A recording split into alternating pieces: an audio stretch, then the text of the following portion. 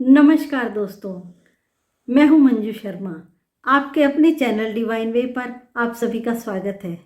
दोस्तों, आने वाली कुछ वीडियोस में अब हम बात करेंगे राजपूत वंश में हुए कुछ महान राजाओं के बारे में।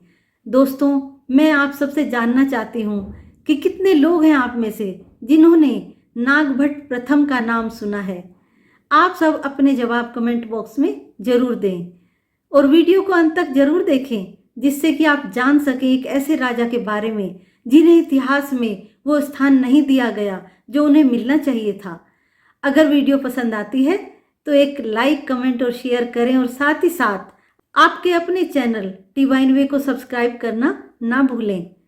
भारतीय इतिहास में भुला दिए गए गुर्जर प्रतिहार राजा नागभट्ट प्रथम ने अपने शासनकाल के दौरान अरबों को युद्ध में पूरी तरह हराया था। देश की तरफ आंख दिखाने वाले अरबों को इस महान राजा ने न केवल सालों तक सीमा से खदेड़े रखा, बल्कि अपनी अद्भुत वीरता से हमेशा दुश्मनों के दांत खट्टे करते रहे। नागभट्ट का समय 730 ईस्वी से 760 ईस्वी तक माना जाता है। नागभट्ट प्रथम को जालोर, अवंती तथा कन्नौज के गुर्जर प्रतिहार वंश का संस्थापक कहा जाता है। इसे हरिश्चंद्र के नाम से भी जाना जाता था। इसकी राजधानी कन्नौज थी। इसकी मृत्यु 760 ईस्वी में हुई थी। गुर्जर प्रतिहारों की कुलदेवी चामुंडा माता थी। प्रतिहार वंश का उदय राजस्थान में जोधपुर के निकट मंडोर में हुआ था। इस वंश की एक शाखा ने उन्नति करते हुए अवंती, उज्जैन में प्रभुत्व स्थापित कर लिया और वहीं शासन करने लगे। प्रतिहारों की उत्पत्ति के बारे में अलग अलग विद्वानों के अलग अलग मत हैं। गुर्जर प्रतिहार वंश का उदय राजस्थान के दक्षिण पूर्व गुर्जर प्रदेश में हुआ था। कहते हैं इस कारण इस वंश के नाम के पहले गुर्जर शब्द जोड़ दिया गया। प्राचीन क्षत्रियों के शासनकाल में सम्राट के अंगरक्षक को प्रतिहार कहते थे। अनुमान है कि प्रतिहार वंश के संस्थापक पूर्व में किसी राजा के प्रतिहार थे, इसी से इस वंश का नाम प्रतिहार पड़ा। लेकिन ग्वालियर अभिलेख के अनुसार प्रतिहार वंश सौमित्र यानी लक्ष्मण से उत्पन्न हुआ। लक्ष्मण ने मेघनाद की सेना का प्रतिहरण किया था, इसी कारण उनका वंश प्रतिहार कहलाया।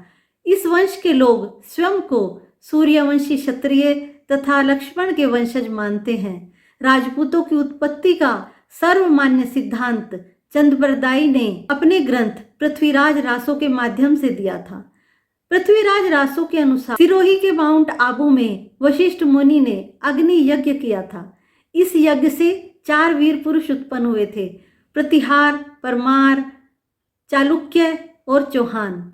इन 4 वीर पुरुषों की उत्पत्ति राक्षसों का संहार करने के लिए हुई थी। प्रतिहारों ने राजस्थान में प्रमुखतः भीनमाल यानी जालोर पर शासन किया था। इससे प्रतिहार वंश की राजधानी भीनमाल को बनाया गया। भीनमाल की यात्रा चीनी यात्री वेनसांग ने भी की थी। वेनसांग ने भीनमाल को पीली भोलो के नाम से पुकारा था। नागभट्ट प्रथम गुर्जर प्रतिहार वंश के प्रथम राजा और गुर्जर प्रतिहार वंश के संस्थापक थे। अरबों के आक्रमणों का मुकाबला करने और उन्हें बुरी तरह काट काट कर खदेड़ने के कारण उन्हें आदि वराहा की उपाधि दी गई। जिस तरह धरती को मुक्त करने के लिए भगवान विष्णु ने वराह अवतार लेकर धरती की रक्षा की, उसी तरह उन्होंने भी भारत भूमि की अरब आक्रांताओं से और मलेच्छों से रक्षा की थी।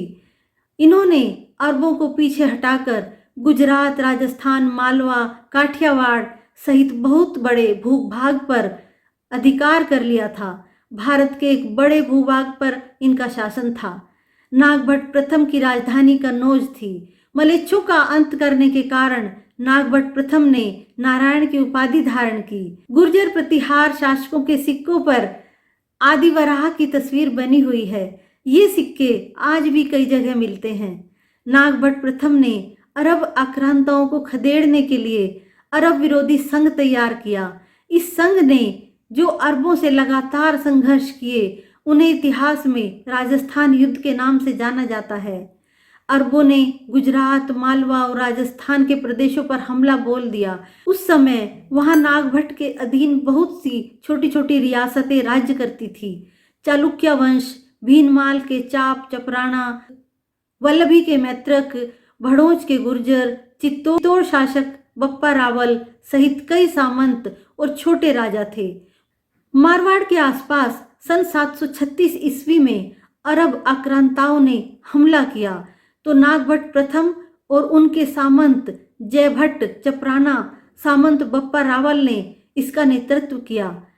इस भीषण संग्राम में दिन ढलने से पहले ही अरबों की आधी सेना काट कर फेंक दी गई। अरबों का बर्बर सेनापति जुनैद हमले में घायल होकर भाग निकला। गंभीर घावों से उसी रात उसकी मौत हो गई। अरब में उसके बड़े सेनापति की इस दुर्दशा पर हाहाकार मच गया।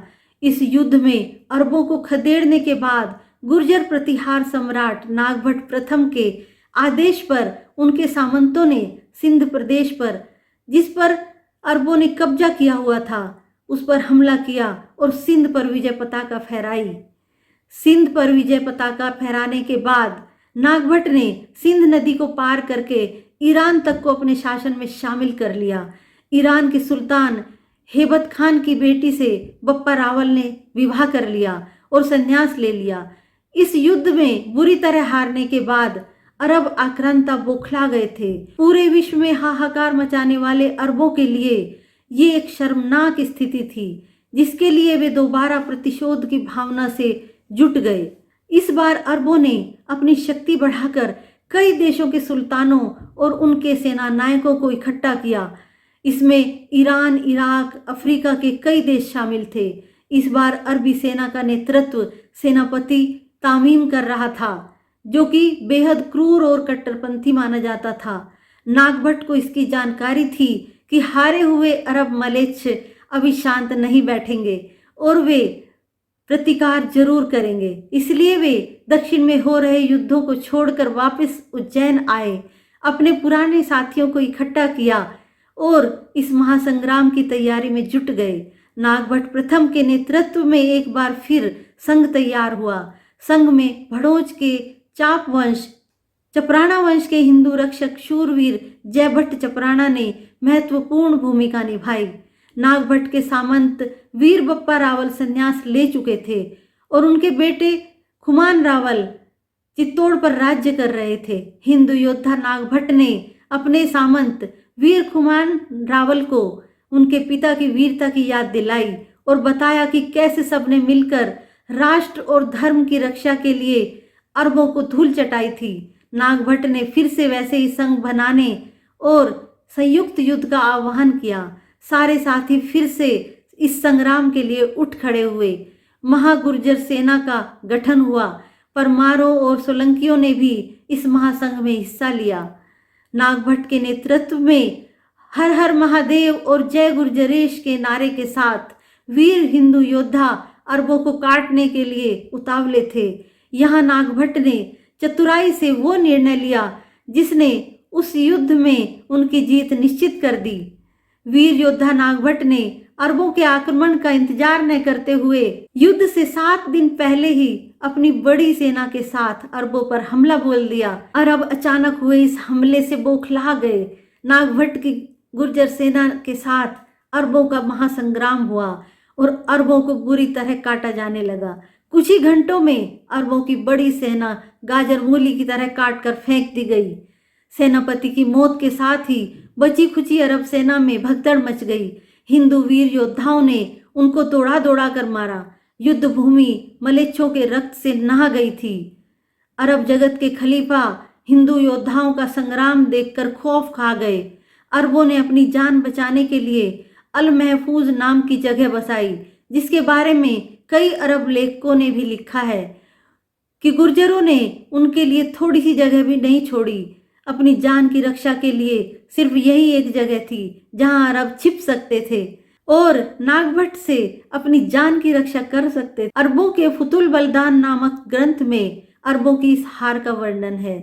गुर्जर प्रतिहार शासकों और अरबों के बीच युद्धों की श्रृंखला लगातार चलती रही। लगभग 300 वर्षों तक गुर्जर प्रतिहार शासकों ने अरब आक्रांताओं के हमलों से भारत भूमि की रक्षा की। युद्ध की इन श्रृंखलाओं को राजस्थान के युद्ध के नाम से जाना जाता है। नागभट्ट प्रथम के बाद भी प्रतिहार राजवंश ने अपने इस पूर्व राजा की गरिमा को बनाए रखा और भारत को अरबों के आक्रमण से बचाए रखा। नागभट्ट प्रथम के बाद उनका भतीजा कुकुस्त सिंहासन पर बैठा। कुकुस्त की मृत्यु के बाद उसका भाई देवराज सिंहासन पर बैठा था। वराह अभिलेख में इसे देल शक्ति के नाम से पुकारा गया है।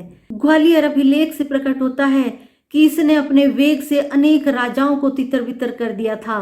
वह धर्मावलंबी था। उसकी पत्नी भूयिका देवी से वत्सराज का जन्म हुआ था।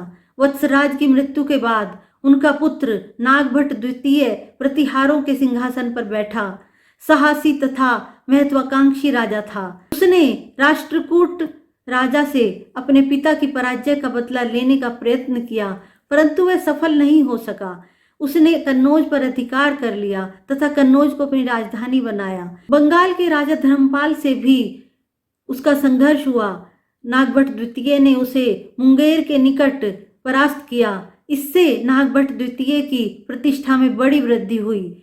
नागभट्ट द्वितीय के बाद उसका पुत्र रामभद्र सिंहासन पर बैठा, परंतु वह अयोग्य सिद्ध हुआ। रामभद्र के बाद उसका पुत्र मीर भोज प्रतापी राजा हुआ। आने वाली वीडियो में हम सम्राट मीर भोज के बारे में बात करेंगे।